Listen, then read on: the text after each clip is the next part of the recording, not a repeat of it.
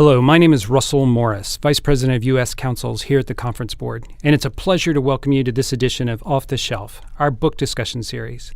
Today, I'm talking with Michael Beers to discuss his new book, Fit to Compete: Why Honest Conversations About Your Company's Capabilities Are the Key to a Winning Strategy.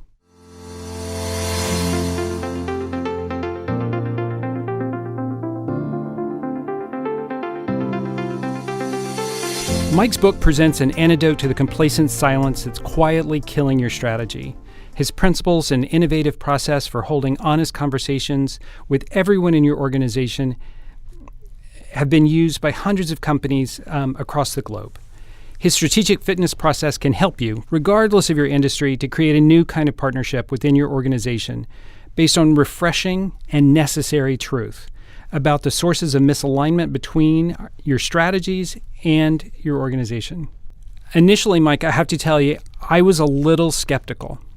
I flipped through the book, I read the table of contents, and I was reminded of all of the examples of corporate ethical lapses, and I was like, okay, wait, honest conversation? How does that fit with the strategy? Well, the basic argument I'm making in the book, Russell, is that all problems in organizations that cause them to fail ethically or from an effectiveness or performance point of view are attributed to many specific issues: bad culture, poor structure, poor strategy, poor leadership, on and on and on.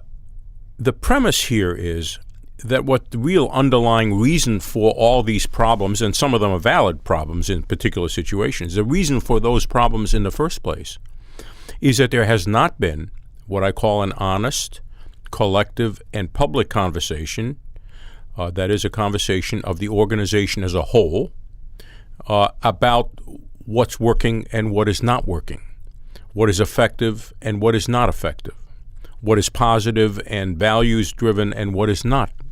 And that lack of conversation is one of the reasons for these problems. Imagine if you knew as a leader what these problems were, you can deal with them. You and your senior team can sit down and try to deal with them as long as you have valid data about what you think the problems are. So this is a way in which we can have a collective conversation about what's working and not, and we've found that that conversation actually is very powerful. And so works. It's not just about the approach to developing your strategy, but it's also a mechanism for maintaining a healthy culture. That's correct, Russell.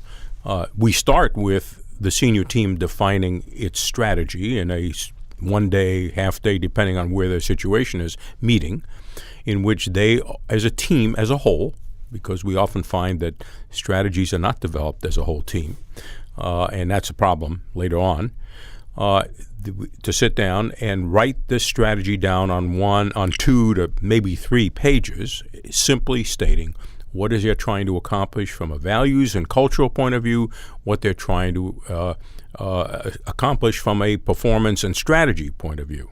And once that is written, that first of all helps the senior team clarify its strategy, which we find, by the way, is one of the barriers that we find all over again. I'll get to that later. But it also then sets up for them to appoint a task force of 8 or so of their best people. We think around 8 to 9 is about the right number, but we've had as many as 12, to invest them with that direction, strategy and values direction. And that has to be done by the leader directly, in which the strategy is explained, the values and cultural objectives are explained, and the team, a task force is then asked to go out and interview approximately 100 to 150, depends on the size and scope of the organization, and including outsiders to the organization, suppliers, partners, analysts on Wall Street, if you're worried about performance issues, outside looks at the organization about what are the strengths of this of this organization to move it forward in this direction, and what are the barriers to moving it forward.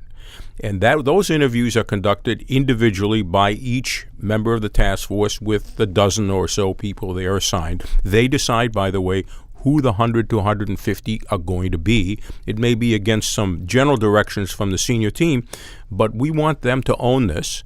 We also want the senior team to allow this process to go on in a way that people right below them think will tap the right resources. And they know who the key people are around the organization who are involved in strategy and significant initiatives. And they then interview those individuals, presenting them with the statement, usually sent in advance, and they're asked to start talking around three questions. Does this direction make sense? Do you have any exception to it, or do you have revisions or suggestions about that? What do you see as the strengths of our organization? And we try to emphasize that. What are the strengths? And then what are the barriers that you see?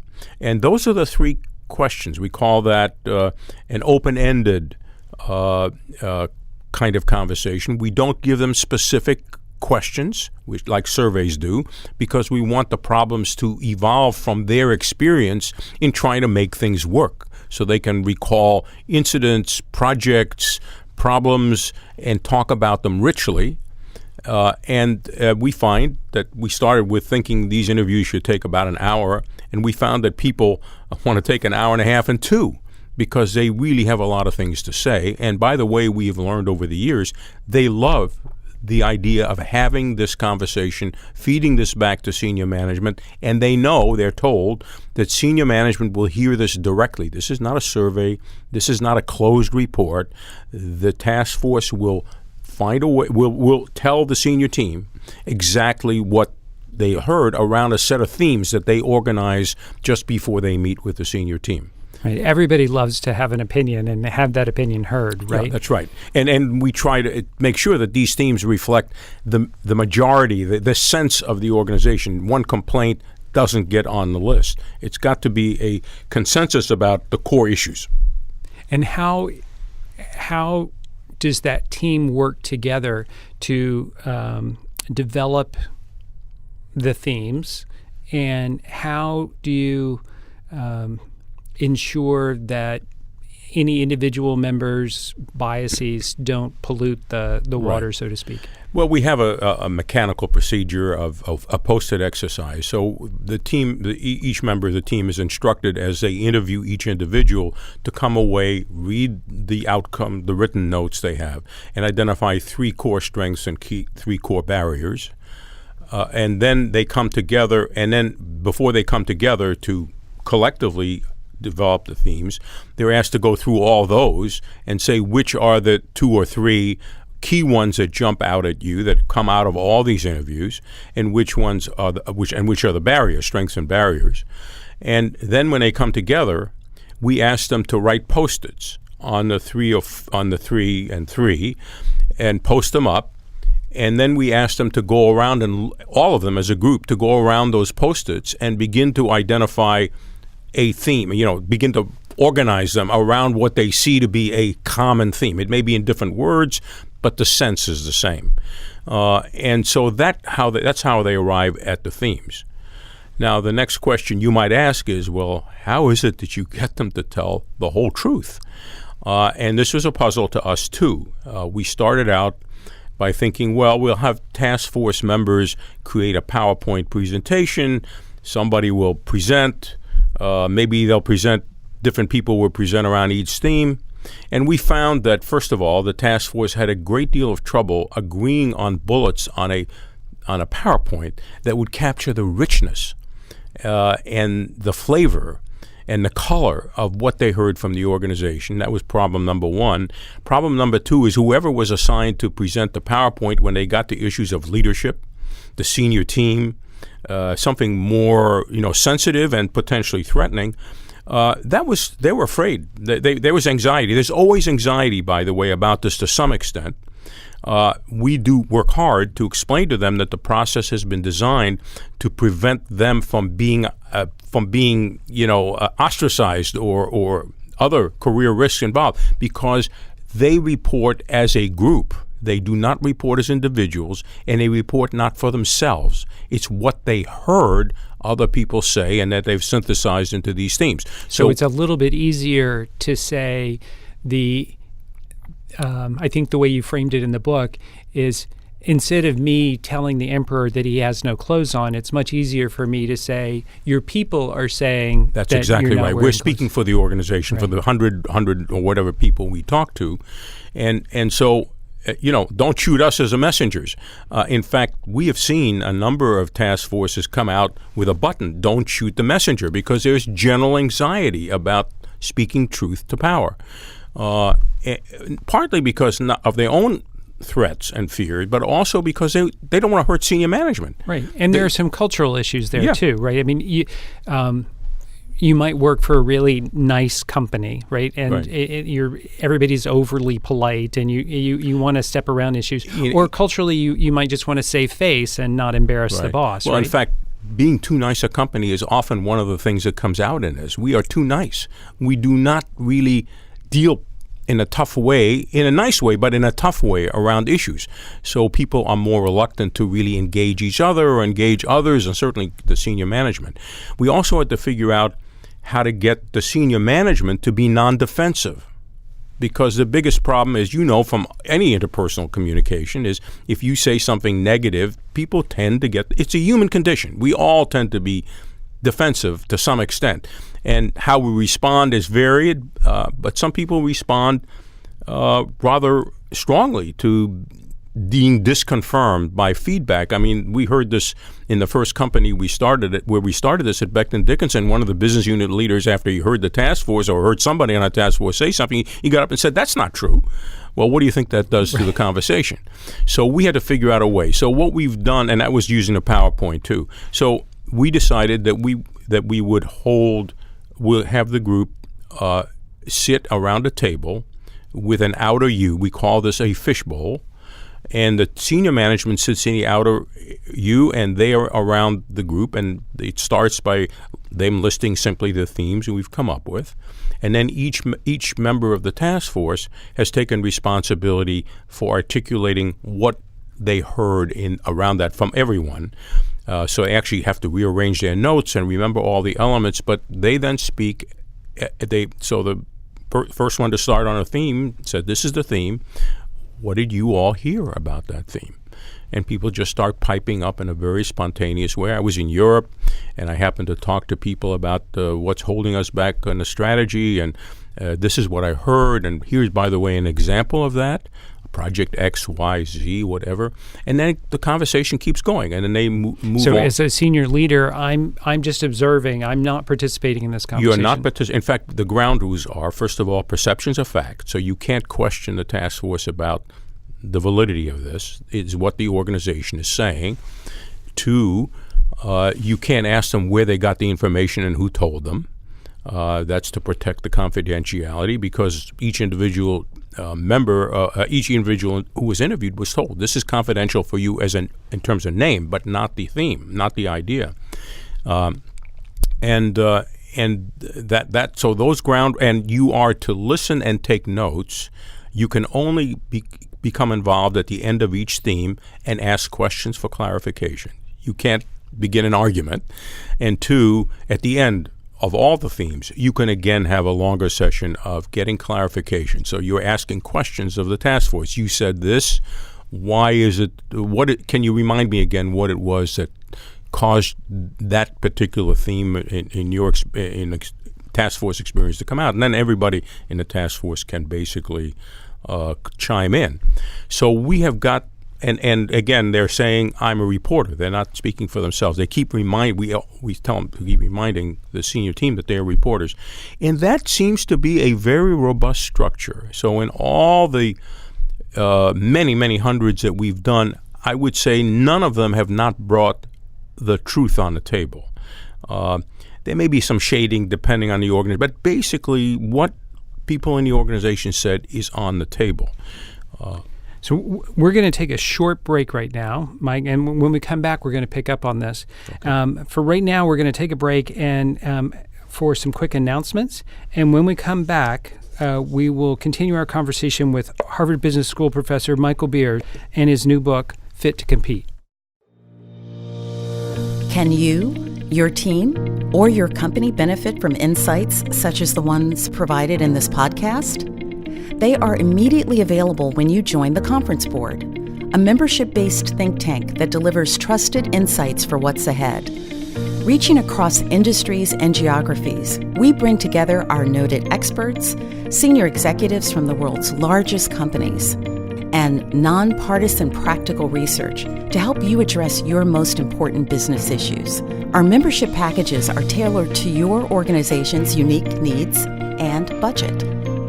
To learn more about our offerings, go to www.conferenceboard.org and click Join on the top bar to connect with one of our product specialists.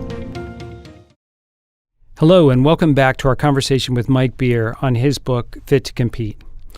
So, Mike, we were just talking about the process of having the task force share what they've heard with the senior team and the tools that are in place to make that a safe place. So once the senior teams heard this, what happens next? So again, we had to structure. This is a structured process. So what happens is the task force leaves. We often advise the task force to call all the people they interviewed and simply say, not the content, because they'll hear about that later, we have delivered the message, we delivered what we heard, and the intent of that is, and the senior management heard it, and the intent of that is, we survived. They didn't shoot us down, they didn't throw us out. That's a very important message to the organization. But then what happens is the senior team is by itself, and they then, this is usually a 2 to 3 day meeting. We try to put it all together so it's fresh. And they then sit down together and say, what did we hear, and have to agree on what they heard. And then what is our diagnosis? Why are these problems?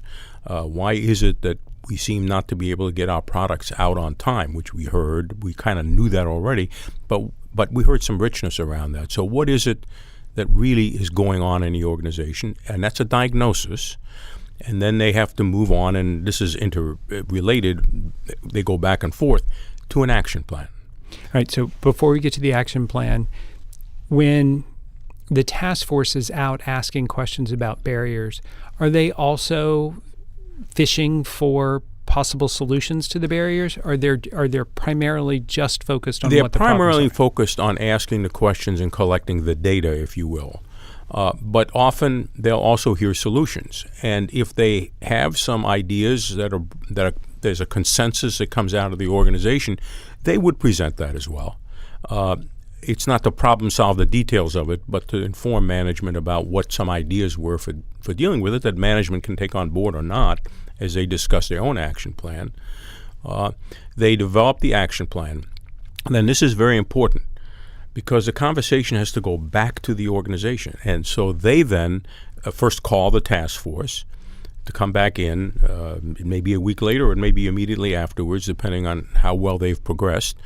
And say, this is what we heard. They have to tell the task force, this is what we heard, and this is what our action plan is. This is what we're planning to do. It might be a change in structure, change in process. We heard some things about our role, et cetera, et cetera. And the task force then goes off for 2 or 3 hours, depending on how much they need, to critique that action plan. And to go back to then they meet with the senior team again and say, this is we love this, or here are some problems with the action plan, or you didn't hear this very strong message that we had, or it's not reflected in your action plan.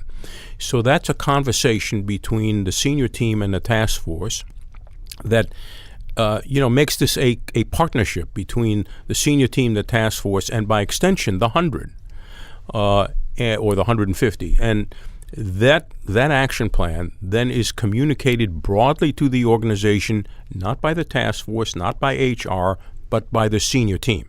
So if it's a smaller organization and we can get the top 100 or 200 together, usually sometimes at a management meeting, there are some examples of that. We're actually in a management meeting, the CEO asked the task force to actually come in and recreate the fishbowl in front of the 200 so that they get the richness of what's going on. These are ways of enhancing the power of the process. But sometimes they will simply communicate but they will also then facilitate further small group discussions. And in a large company, a global company, where there are multiple locations, senior team members will go out to those locations and announce and tell them they already heard the process. I should say, I've said that earlier. The process is understood by the top 1,000 or whatever the levels are we're dealing with. Not everyone, but the key people, that this process is going on. And so now they're going out there and telling people the outcome of the process and the action plan. And sometimes we urge this. Get that group to get together, get those people at the location to meet in small groups, come back with further questions, dialogue, etc., and also talk about how what they can do in their own area to sustain the general direction of what's going on. So it's really creating a sense of joint purpose, a sense of transparency. Total partnership. And partnership. Right. And if you recall, in your experience, you know this, often people will report something to management, to a single person, this is a problem, and they never hear back. Right. And this is really closing the loop. This is a conversation that should go on, in my opinion, on an ongoing basis, not every day, but you can use this process at key points, or annually it's been used in connection with the strategic planning process. So you create a strategy for the next 3 years, a 3-year plan usually, go out and send a task force. The Santa Rosa Systems Division at Hewlett-Packard did this for 5 or 6 years until there was a whole reorganization and they were no longer in existence. But they did this for 5 years, and they had been losing people and who were leaving the division because they had all kinds of organization problems we can go into if you want to. But when they started reorganizing and getting the place working right, people wanted to come back. And one of the reasons they wanted to come back is we've heard about this process, and we love that idea. And every task force has reported out, one of the things they report to the senior team is people loved this process. They couldn't stop talking. And we want you to know that. So this is it's emotionally powerful, both for the senior team and for the task force. And we know from change research and change experience, emotions have to be in it. If you think about it, most change efforts are substantive. Right. They are about hard elements. We're going to change this. We're going to do this. But there's not the emotional engagement. Right. You have to grab the heart to make it work. You have to grab the hearts. And this does grab the heart. It gets managers at the top to say, oh, my God, this is really going on in my organization. I am now accountable, and this process makes senior management accountable to the lower levels. And for lower levels, the idea that management has made itself vulnerable right. by asking a question raises the authenticity and legitimacy of the leaders incredibly. One division manager who did this for 5 years, I asked him, what was the most important thing you learned? And he said, I learned that being vulnerable is extremely powerful. And this is a counterintuitive idea that is built into this process. And by the way, we didn't even realize we had built it in. But as we examined and researched the process, we realized that this vulnerability that is created simply by asking people to give feedback is a very powerful process. And it's not a natural process. These are unnatural acts for human beings and for organizations for sure. Well, and that's one of the beautiful things about the book. You give a lot of rich detail in your examples, and it becomes very much alive as you hear about all these different companies embracing it. But you also discuss in the book that it's not all unicorns and rainbows, right? There are things that cause problems in an organization. I think you call them silent killers, right? Oh. Let's talk about how you identified those and how this process addresses those. So we wanted to analyze and see if there were commonalities between many task forces. So we did this a dozen organizations that had done it within Becton Dickinson, where this process started in 1990 when the CEO said, we have great strategy, but we can't implement it, and we created this process. And then we did it again for another dozen from other scattering of organizations. And we found and we did an actual rigorous content analysis of what are the themes that we're seeing these various groups, these company organizations, is there something common? And we found sort of 8, 9, 10 out of 10, 6 what we call silent killers. We call them silent killers because, like hypertension and cholesterol in human beings, can cause heart attacks, and you're not aware of the silence, right? Until you get a test, you don't know you have a cholesterol problem or hypertension problem. In organizations, the same thing is true. Yes, people, of course, know it. They've been talking to each other over the cooler and behind closed doors and with their friends about these. But did you see what happened? Yeah. But they are not public conversation. They're not discussable publicly. And the fact that they're not discussed publicly is itself undiscussable because it would reveal a cover-up.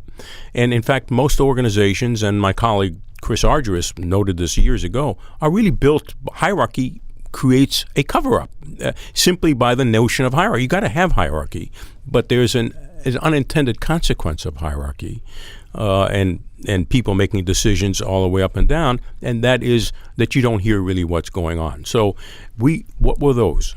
The analysis showed that there were 6. One was, in almost all organizations, we heard that the strategy is not clear or there are conflicting priorities around initiatives to implement the strategy, and or the values are not clear, or in a couple of organizations, we have no human values, meaning that communicating that the organization doesn't have the culture of caring and collaboration and relationships that's important.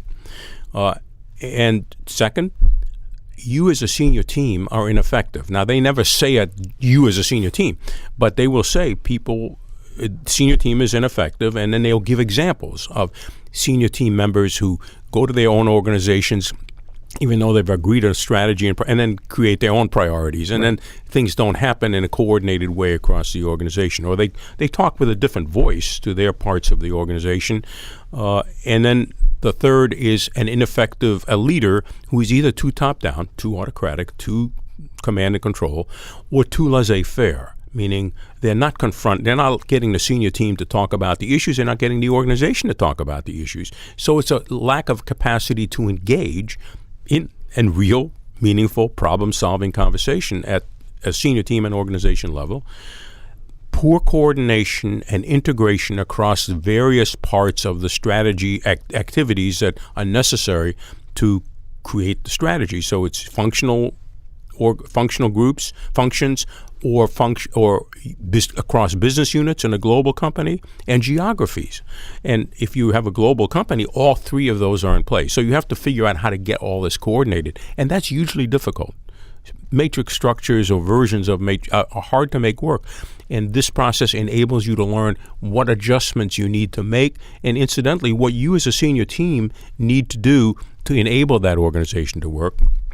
The fifth one is not enough management and leadership development, and therefore not enough down the line leaders. And the reason for that, all these are connected, and I point out in the book how they're connected. But senior managers have to pay attention to talent development and people development, and in many companies they're not, or they do it in an uncoordinated way. So you can't transfer people. In one company we worked with around this process, the task force came back and said, you guys like a bunch of fiefdoms. When somebody asks you for a person, you send the worst person and you keep the best because you're trying to maximize your own performance. Right. And the last one is poor vertical communication. Somehow what you've communicated has not been made clear because the communication has been too brief or too surface, and not been a discussion of strategy. But just as important, probably more important, we have known these problems exist, and this is the first time we've had a chance to tell you about it. And of course, depending on the effectiveness and culture of the organization, that is more or less of a problem. But in all cases, the inability to naturally speak up and be able to get all those data in up to the top is one of the problems, and so that's the 6th barrier. So do you have? And that seals all the others into silence. Okay, right. So do you have to go into the process helping the senior leadership understand that these killers are out there, or do you wait until it bubbles up and identify this is that and this is this? Once we identified the barriers, sometimes we do tell senior teams that, by the way, these are the kinds of things that have come out of the process.